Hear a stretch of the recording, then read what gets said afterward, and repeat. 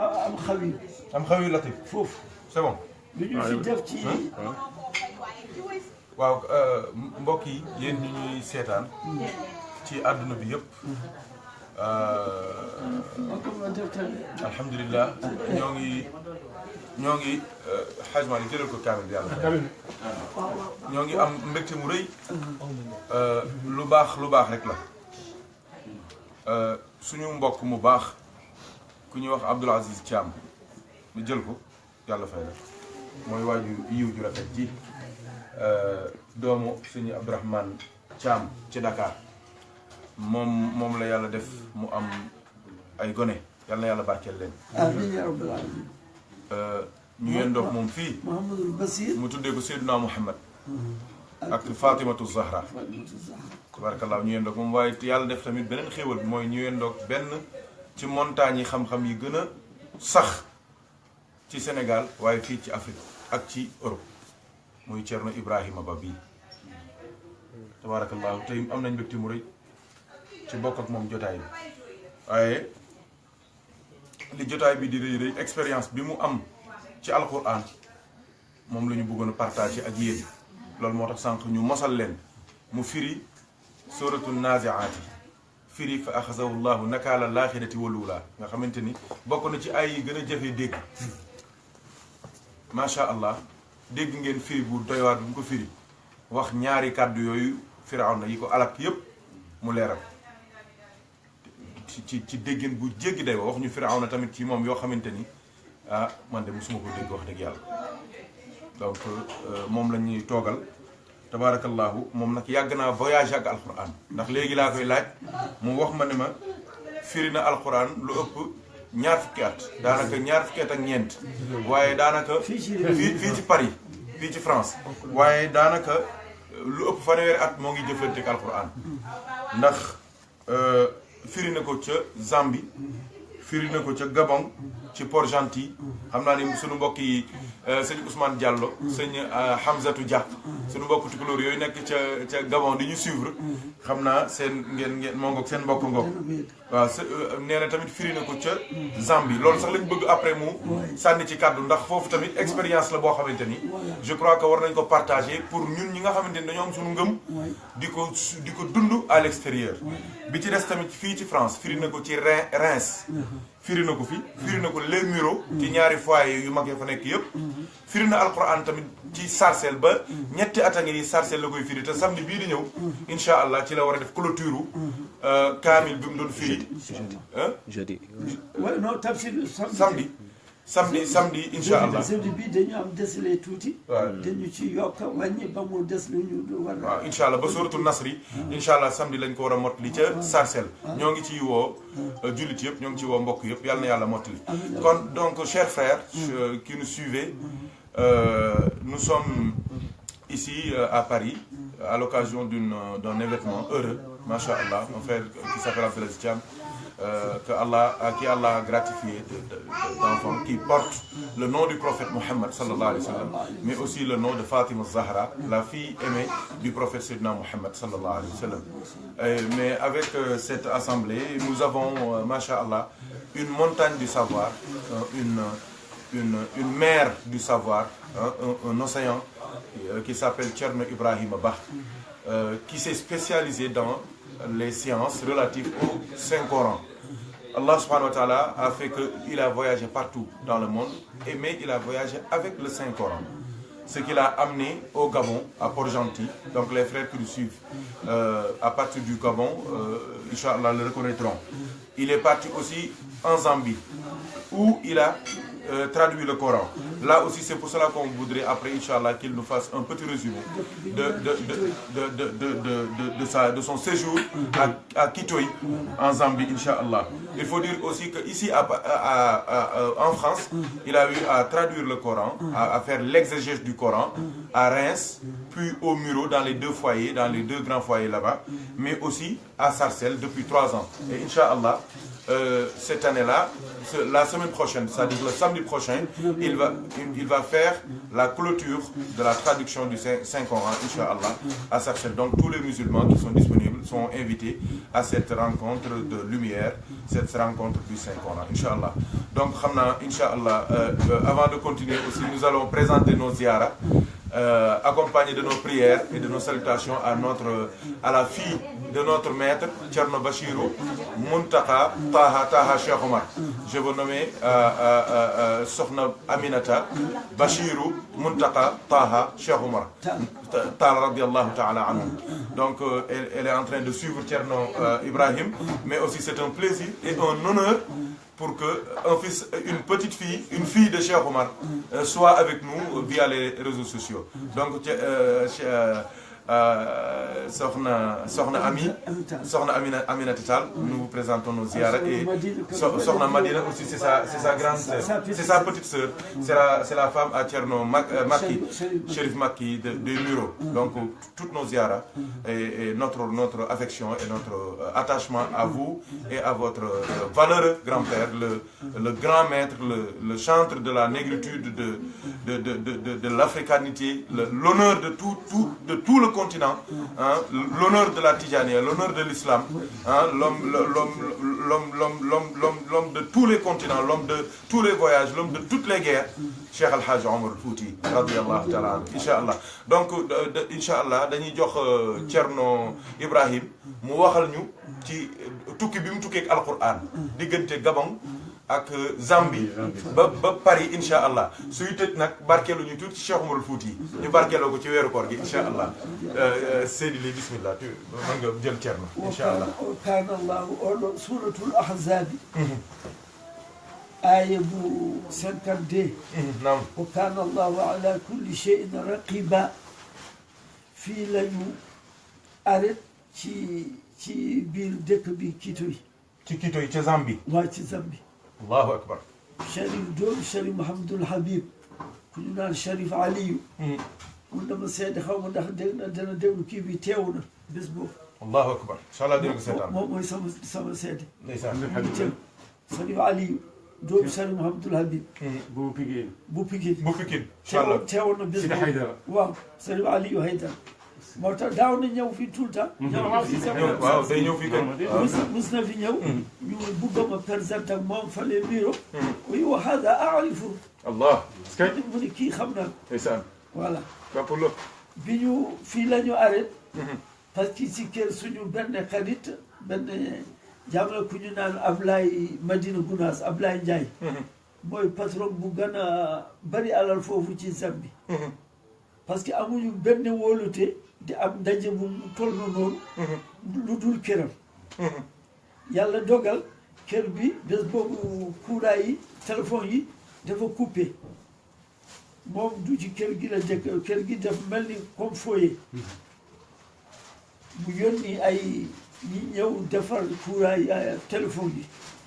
après bu ñu ñëwee xam nga foofu service immigration ñooy jàpp immigré yi. service immigration ñooy jàpp immigré yi bi ñu génnee parce que bu ñu ñëwee ci salle bi fekk salle bi def fees del yàlla def na daawoon nañu commencé 1h 13h la ñu doon commencé bés boobu ñu ne gannaaw am na lu ñu raw tuuti nañu commencé midi ñu commencé midi bi ñu commencé midi boobu balaa 1h fekk gars yi ñëw nañu di defar téléphone yi fekk kër bi dafa fees del amul fu ñu war a jaar waaye ñu fexe rek ba def seen liggéey ba liggéey bi àgg bu ñu génnee daje ak service immigration di wëri ñu ne ñi ngeen di seet ñu ngi kër Gounass ñoom ñëpp ñu ngi foofu ñu ñëw jàpp nañu bu ñu ñëwee yaakaar naa toll nañu 37 personnes bi ñu jàpp ci bés boobu am na ñu jàpp ñu jëkk même Seydina Cherif Seydina Salim jàpp nañ ko waaye moom demul prison ci barke Seydina Cheikh ci police bi rek la yem parce que sama njaatig bi dafa demoon dola di ko indal garab parce que dafa am bëkk buy métti da koy sonal tuutam mu dem wuti garab bi ñëw balaa mu ñëw nag fekk kii bi histoire bi am na waaye moom bu kii bi ñëwee rek foofu la génn fekkee defal nañ ko lu ñu ko doon war a defal ak hadiyam ak yëpp tegal nañu ba lu yàlla dogal bi ñu demee ci prison bi nag ñu nekk foofu parce que amul c'est comme rek amul leen papier amul leen droit di nekk ci biti di doxantu waaye defuñu dara moo tax bu ñu yóbbee ci prison bi Camfis lendemain ñu yónni waa suñuy téere ak papier yi yëpp ñu yónni ko foofu ñu toog ci saal yi di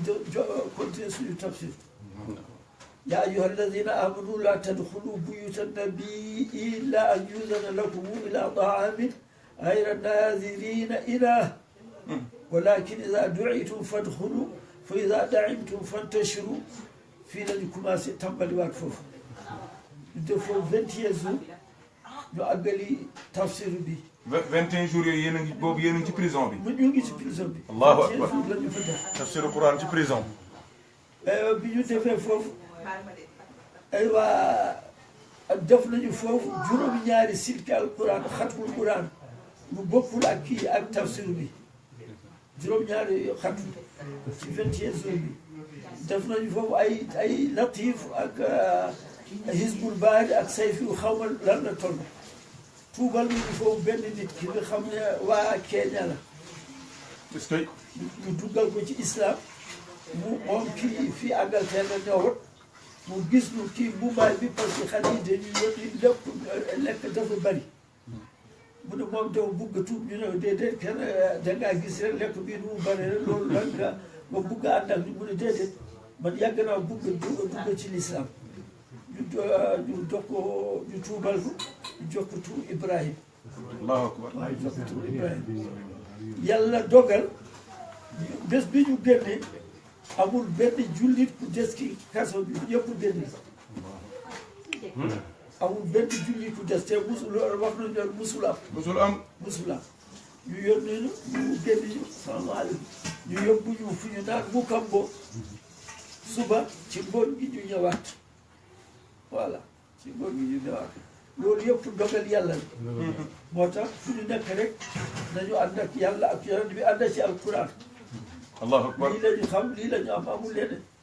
voilà fu ñu nekk rek nañu ànd ak lii. yaa ngi wax ne balaa ngeen di dem ci prison bi. waaw di ngeen am jafe-jafe pour ngeen doon di fa mbool. musuñu am mun nañu dem jàkk ji di julli waaye dajee def xadara musuñu ko def waaye bu ñu demee foofu dañu def wasifa suba ngoon dañu def tamit asratul jumaati. ndeysaan. ba bu ñu bés bi ñu génni kii contrôle prison bi magu prison bi mu ngi am 21 ans ñu ñëw benn bés mu ne ñu defal ko ñaan ndax yàlla musal ko ci ñi mu àndal fii moom xale la te moom moo kipp yëpp moo nekk magu ñëpp xam nga ñoom dañu moom tamit dañuy liggéey waaw suñu benn xarit ku tudd Abdoul Sow mu ngi dëkk bu naan Nambaaji Siwol kooku day dégg seen lakk bi bu baax a baax sax mu waxtaan ak moom mu ne waxal seen gars yi ñu may ma ñaan ndax parce que ni ma leen gisee wóolu naa leen trop voilà parce que dañuy julli rek di wirdi rek di toog di waarate ñaari 21 jours bi noonu rek la ñu defee lu amul leen añ amuñu leneen liggéey waaw ñu ne ko waaw lu tax ngay wax loo mu ne waaye parce que man xale la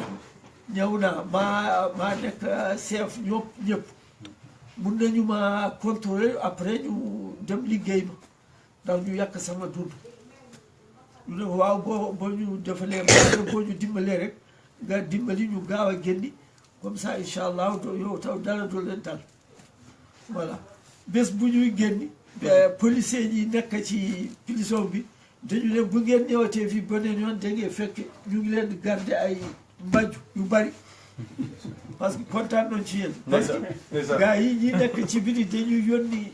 yàq dañuy yónni fruits dañuy yónni lekk dafa bari du jeex. est-ce que. waa prison bi yëpp ci ne lekk. waaw barke alquran yàlla moo dogal ndeket yi ñu jàng foofu alquran bi bés bi ñu génnee ma ne amul benn kuy wax ashhadu an laa ilaha illa allah wa ashhadu anna muhammadan rasulullah te mu des ci prison bi. ñëpp génne ay kaafir billahi rek ñoo fa des. waaw ñoom waa kiitooy nee nañu loolu musul am foofu ci prison bi musuñu ko gis. ba tey Pilson baa ngi foofu kii tooy la tudd voilà lii yëpp barke alquran la yëpp barke alquran ñu ngi ci sant yàlla nag sant yàlla ci parce que alquran comme yàlla lu ñu waxee wa maa utiitum min al ilmi illa qalila lépp loo am rek ci loo xam ci yàlla alquran lu tuuti nga ci am lépp loo ci mën a am rek ak lépp loo ci mën a xam rek li nga xamul moo gën a bëri parce que am na ci boo gisee ci téere yi am na fu ñuy wax laa uqsimu ñu ne laa bi zaida la fa bima rahmatin linta lahum ñu ne baa bi harfu zaid la zaid amul ci alquran amu ci yàlla kay du indi ci alquran li nga xam ne amul njëriñ mooy sa xam sama aggu si bu ci xam sama aggul na nga di bi zaid wala laysa ka mislihi shay'un wa samiul basir ñu ne kaaf bi zaid la yàlla indul zaid ci alquran lépp lu yàlla indi am na lu muy tekki am na li nga xam ne ñu ngi koy jëriñoo akbar war a jëriñoo akbar voilà boo demee ci téere bu ñu naan Libris mu ne Abdul Aziz bun Masud Dabakh mu ngi ne